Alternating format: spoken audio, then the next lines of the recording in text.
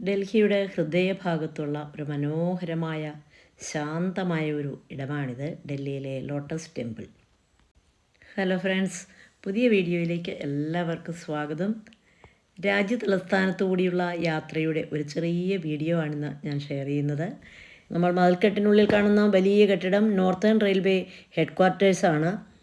1952 establish ചെയ്തതാണിത്.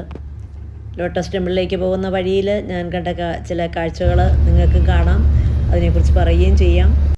ഇവിടെയാണ് coast guard head quarter ഉള്ളത്. ഇനി നമ്മൾ അടുത്തതായിട്ട് കാണുന്നത് മുൻ ഇന്ത്യൻ ഹോക്കി ഇതിഹാസം ധ്യാൻചന്ദിൻ്റെ പേരിലുള്ള സ്റ്റേഡിയമാണ്. മേജർ ധ്യാൻചന്ദ് നാഷണൽ സ്റ്റേഡിയം എന്നാണ് ഇത് അറിയപ്പെടുന്നത്. നേരത്തെ ഇത് നാഷണൽ സ്റ്റേഡിയം എന്ന് മാത്രമാണ് അറിയപ്പെട്ടിരുന്നത്. നല്ല പൂച്ചട്ടികളൊക്കെ വെച്ചിരിക്കുന്ന വീഥികളിലൂടെയാണ് ഞങ്ങൾ കടന്നു പോകുന്നത്. നല്ല റോഡുകളാണ്. 19-ാം നൂറ്റാണ്ടിൻ്റെ മധ്യത്തിൽ മുതലുള്ള 17,000 ആർട്സ് വർക്കുകൾ ഉള്ള ഒരു വലിയ national gallery of modern arts, അതിൻ്റെ കെട്ടിടമാണ് നമ്മൾ ഈ കാണുന്നത്.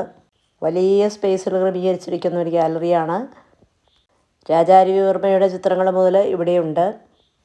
ഇതൊക്കെ ഞാൻ വായിച്ചറിഞ്ഞതും കേട്ടറിഞ്ഞതുമായിട്ടുള്ള കാര്യങ്ങളാണ്. ഇപ്രാവശ്യം എന്തായാലും അവിടെ വിസിറ്റ് ചെയ്യാൻ കഴിഞ്ഞില്ല. ഞങ്ങളുടെ കൂടെയുള്ള ഗൈഡ് ലോട്ടസ് ടെമ്പിൾ പാലിക്കേണ്ട മര്യാദകളൊക്കെ പറഞ്ഞു തന്നു. ലോട്ടസ് ടെമ്പിളിൻ്റെ ഉള്ളിൽ ഫോട്ടോഗ്രാഫി അതുപോലെ വീഡിയോഗ്രാഫി ഒന്നും അനുവദിക്കുകയില്ല.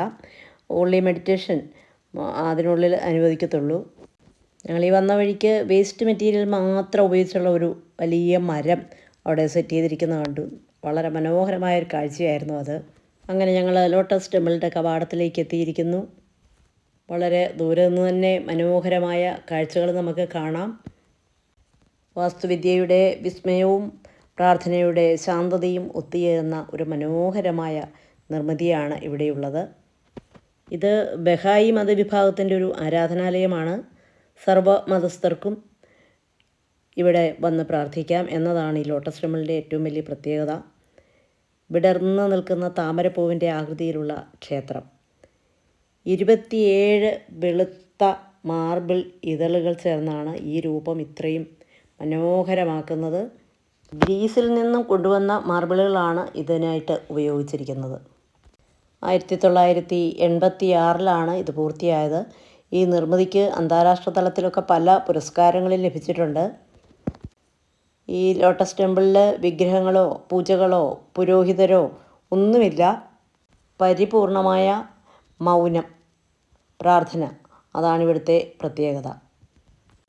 രാവിലെ 9 മണി മുതൽ വൈകുന്നേരത്ത് 5:30 വരെയാണ് ഇവിടെ സന്ദർശന സമയം.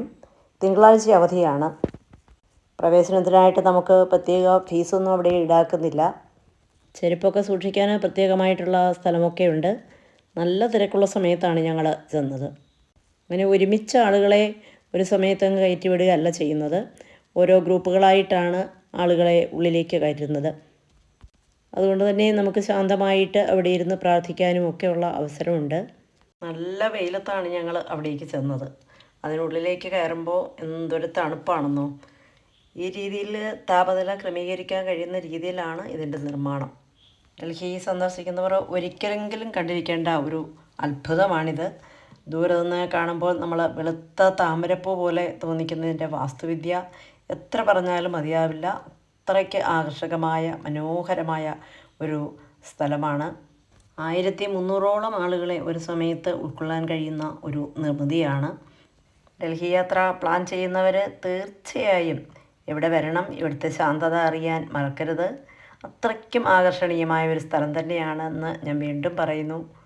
ഇവിടുത്തെ ഒരു അന്തരീക്ഷം, ഇവിടുത്തെ ഒരു പ്രകൃതി എന്ന് പറയുന്നത് നമ്മളെ മനസ്സിനെ ഒത്തിരി ആനന്ദകരമാക്കുന്ന ഒന്നാണ്.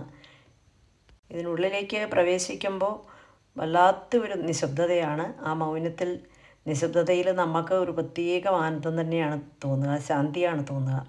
ചുറ്റും മനോഹരമായ പൂന്തോട്ടങ്ങളും അതുപോലെ 9 മറ്റോ ജലസംഭരണികളാണ് അതിന് ചുറ്റുമുള്ളതെന്നാണ് പറയുന്നത്. ലോട്ടസ് ടെമ്പിളിൻ്റെ ഭംഗിയും അതിനോട് ചേർന്നുള്ള ഭംഗിയുള്ള പൂന്തോട്ടങ്ങളും പരിസരവും ഒക്കെ എല്ലാവർക്കും ഇഷ്ടപ്പെടും. അങ്ങനെ ലോട്ടസ് ടെമ്പിൾ സന്ദർശനം കഴിഞ്ഞ് അടുത്ത ഡെസ്റ്റിനേഷനിലേക്കുള്ള യാത്രയാണ്. ഈ മനോഹരമായ വിസ്മയം എല്ലാവർക്കും ഇഷ്ടപ്പെട്ടു എന്ന് തന്നെ വിശ്വസിക്കുന്നു. ഡൽഹി വീഡിയോസ് ഇനിയുമുണ്ട്. നിങ്ങൾക്ക് ബോറടിക്കാതിരിക്കാനായിട്ടാണ് ഞാൻ ചെറിയ ചെറിയ വീഡിയോസായിട്ട് അപ്ലോഡ് ചെയ്യുന്നത്. ഈ ചെറിയ വീഡിയോ ഇവിടെ വൈൻഡപ്പ് ചെയ്യുകയാണ്. വീഡിയോ ഇഷ്ടപ്പെട്ടാൽ ലൈക്ക് ചെയ്യാനും അതുപോലെ തന്നെ കമൻറ്റ് ചെയ്യാനും മറക്കരുത്. അടുത്ത വീഡിയോയിൽ കാണും വരെ എല്ലാവർക്കും നമസ്കാരം. Thanks for watching.